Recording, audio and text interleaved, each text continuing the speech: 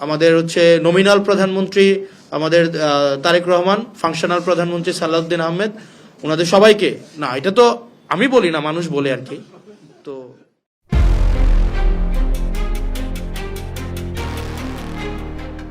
একই দেশে কি দুজন প্রধানমন্ত্রী সম্ভব?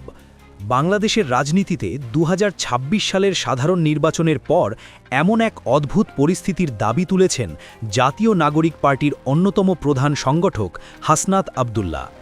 তিনি বলছেন, বর্তমান সরকারে তারেক রহমান কেবল একজন নমিনাল বা নামমাত্র প্রধানমন্ত্রী, আর প্রকৃত ক্ষমতার চাবিকাঠি নাকি রয়েছে স্বরাষ্ট্রমন্ত্রী সালাউদ্দিন আহমেদের হাতে, যাকে তিনি অভিহিত করেছেন ফাংশনাল বা কার্যকরী প্রধানমন্ত্রী হিসেবে। কিন্তু কেন এমন বিস্ফোরক দাবি করলেন হাসনাত?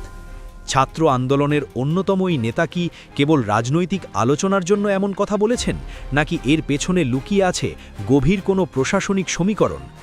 কেন 2024-এর গণ অভ্যুত্থানের পর তারেক রহমান দীর্ঘদিন দেশে ফিরতে পারেননি? আর রাষ্ট্রের বড় সিদ্ধান্তগুলো কেন স্বরাষ্ট্রমন্ত্রীর টেবিলেই আটকা পড়ে যাচ্ছে? তবে কি এর পেছনে প্রতিবেশী দেশ ভারতের কোনো সূক্ষ্ম চাল কাজ করছে? আজকের এই বিশেষ ইনভেস্টিগেটিভ রিপোর্টে আমরা উন্মোচন করব হাসনাত আব্দুল্লার এই মন্তব্যের নেপথ্য সত্য। সঙ্গে থাকুন বাংলা প্রেসের সাথে। 2026 সালের 12 ফেব্রুয়ারি অনুষ্ঠিত নির্বাচনে বিএনপি নিরঙ্কুশ জয়লাভ করে সরকার গঠনের পর থেকেই রাজনৈতিক অঙ্গনে এক ধরনের অস্বস্তি বিরাজ করছিল। এই আগুনেই ঘি ঢালেন হাসনাত আব্দুল্লাহ। 2026 সালের শুরুর দিকে বিভিন্ন সভা সমাবেশ এবং বিশেষ করে 6 এপ্রিল একটি ভিডিও বার্তায় তিনি এই নমিনাল ও ফাংশনাল প্রধানমন্ত্রীর তত্ত্ব প্রচার করেন। তিনি দাবি করেন, জনগণ তারেক রহমানকে ভোট দিয়ে ক্ষমতায় বসিয়েছে ঠিকই, কিন্তু প্রশাসনের নিয়ন্ত্রণ চলে গেছে অন্য এক শক্তিশালী গোষ্ঠীর হাতে। তিনি শুধু বক্তব্য দিয়েই ক্ষান্ত হননি, বরং সরাসরি চ্যালেঞ্জ ছুড়ে দিয়েছেন যে বর্তমান শাসন কাঠামোতে নির্বাচিত প্রধানমন্ত্রীর চেয়েও স্বরাষ্ট্রমন্ত্রীর প্রভাব অনেক বেশি কার্যকর। হাসনাতের এই মন্তব্য রাজনৈতিক মহলে যেন এক বজ্রপাত হয়ে দেখা দেয়। হাসনাত আব্দুল্লার এই মন্তব্যের পেছনে প্রধানত 3টি কারণ কাজ করেছে বলে বিশ্লেষকরা মনে করেন। প্রথমত, ব্যবসায়ী ও মিডিয়া সিন্ডিকেট। হাসনাতের অভিযোগ ছিল যে গত 17 বছর ধরে যারা আওয়ামী লীগকে সমর্থন দিয়ে ফ্যাসিবাদ কায়েম করেছিল, সেই একই ব্যবসায়িক গোষ্ঠী এবং মিডিয়া মাফিয়ারা এখন গুলশানে তারেক রহমানের চারপাশে ভিড় জমিয়েছে।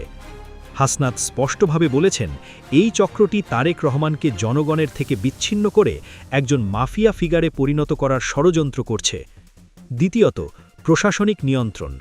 হাসনাত লক্ষ্য করেন যে 2026-এর নির্বাচনের আগে ও পরে পুলিশ এবং সিভিল প্রশাসন নির্বাচন কমিশনের অধীনে থাকার কথা থাকলেও তারা প্রকৃতপক্ষে পরিচালিত হচ্ছিল গুলশান কেন্দ্রিক ক্ষমতার কেন্দ্রবিন্দুর নির্দেশে। যেহেতু সালাউদ্দিন আহমেদ স্বরাষ্ট্রমন্ত্রী হিসাবে এই বাহিনীকে সরাসরি তদারকি করেন, তাই মাঠ পর্যায়ের প্রশাসনে প্রধানমন্ত্রীর চেয়েও স্বরাষ্ট্রমন্ত্রীর ইন্টারসেপশন বা প্রভাব বেশি দৃশ্যমান হয়ে ওঠে।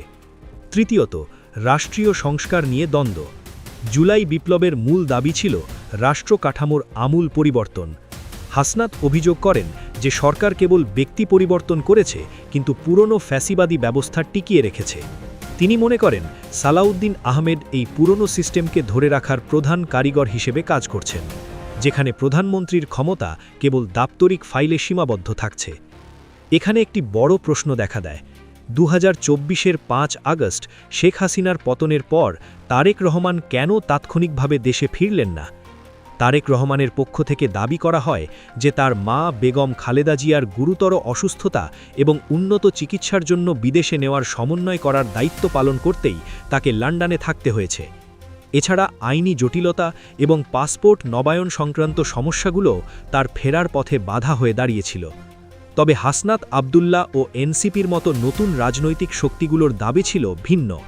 তারা মনে করেন তারেক রহমান যদি গণ অভ্যুত্থানের পরপরই দেশে ফিরতেন, তবে জনগণের মাঝে তার একছত্র প্রভাব তৈরি হতো। কিন্তু তিনি দীর্ঘদিন লন্ডনে থেকে দলীয় কলকাঠি নাড়াতে পছন্দ করায় মাঠ পর্যায়ের প্রশাসনিক ক্ষমতার কেন্দ্রে সালাউদ্দিন আহমেদের মতো অভিজ্ঞ নেতারা প্রভাবশালী হয়ে ওঠেন। ফলে তারেক রহমান যখন 2026-এ ফিরলেন, ততদিনে ক্ষমতার কাঠামোতে এক ধরনের দ্বৈত শাসন প্রতিষ্ঠিত হয়ে গেছে। হাসনাত আব্দুল্লার এই মন্তব্যে বিএনপি নেতারা কি ক্ষুব্ধ হয়েছেন? উত্তর হচ্ছে ভীষণভাবে।